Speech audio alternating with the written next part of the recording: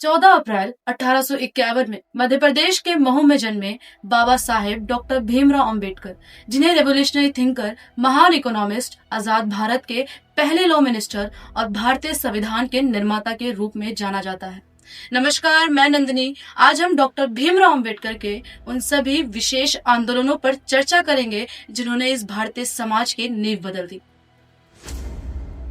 भीमराव अंबेडकर का जीवन अभावों से ज्यादा अपमान के साए में बीता।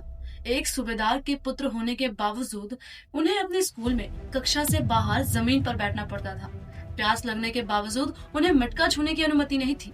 चपरासी उन्हें ऊपर से हाथ में पानी देते तब वे अपनी प्यास बुझा पाते थे। इनकी स्ट्रेटजी बड़ी सिंपल थी: एजुकेट, एगिटेट और ऑर्गेनाइज। इसका सबसे बड़ा उदाहरण 20 मार्च 1927 का महार सत्याग्रह था। महाराष्ट्र के एक महाड़ स्थान पर डॉक्टर भीमराव अंबेडकर समेत उनके अनेक समर्थक वहां पानी पीने गए थे। यह सुनने में तो बहुत सिंपल बात लगती है, लेकिन उस समय वहां के अपर कास्ट के हिंदू इसके सख्त खिलाफ थे। यहाँ तक कि वहां के पुलिस को इसमें हस्तक्षेप करना पड़ा। इसके बाद वहां के अपर कास्ट के लोगों ने उस तालाब को साफ करने के लिए उसमें दही दूध जैसे चीजें डाली। इसी वर्ष डॉक्टर भीमराव अंबेडकर ने मनुस्मृति को जलाने का फैसला किया। मनुस्मृति एक एंशिएंट हिंदू टेक्स्ट है जिसमें कास्ट के रूल्स लिखे गए हैं। जिस दिन डॉक्टर भीमराव अंबेडकर ने मनुस्मृति को जलाया, उस दिन को मनुस्मृति दहन दिवस के रूप में मनाया जाता है। इसके बाद 1930 में नासिक का कालाराम मंदिर आंदोलन शुरू हुआ। 5 वर्ष तक चला ये संघर्ष के माध्यम से अंबेडकर ने समाज को यह बताया कि ये समान अधिकार है। इसके माध्यम से उन्होंने समाज को यह समझाया कि पिछड़ों को अब दया की नहीं बल्कि संवैधानिक हक की जरूरत है। ब्रिटिश राज में ब्रिटिश सरकार ने 1909 में इंडिया में मुस्लिमों को सेपरेट इलेक्टोरेट दी। 1919 में क्रिश्चियन, सिखों, एंग्लो इंडिया तथा यूरोपियन को भी सेपरेट इलेक्टोरेट दिए। पर अब डॉक्टर भीमराव अंबेडकर भी दलितों के लिए सेपरेट इलेक्टोरेट की मांग की, लेकिन महात्मा गांधी इसके सख्त खिलाफ थे।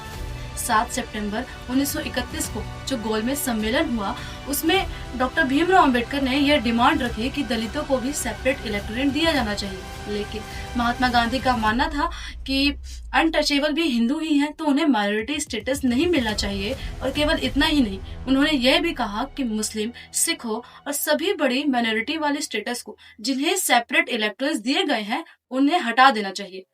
पर 1932 में जब रिजल्ट आया, 1932 में ब्रिटिश सरकार के प्राइम मिनिस्टर रामसे मैकडोनाल्ड ने न केवल डॉक्टर भीमराव अंबेडकर की डिमांड मानकर दलितों को सेपरेट इलेक्टोरेट दिए, बल्कि यह भी कहा कि जितने भी माइनॉरिटी स्टेटस को सेपरेट इलेक्टोरेट दिए गए हैं, उन्हें नहीं हटाया जाएगा।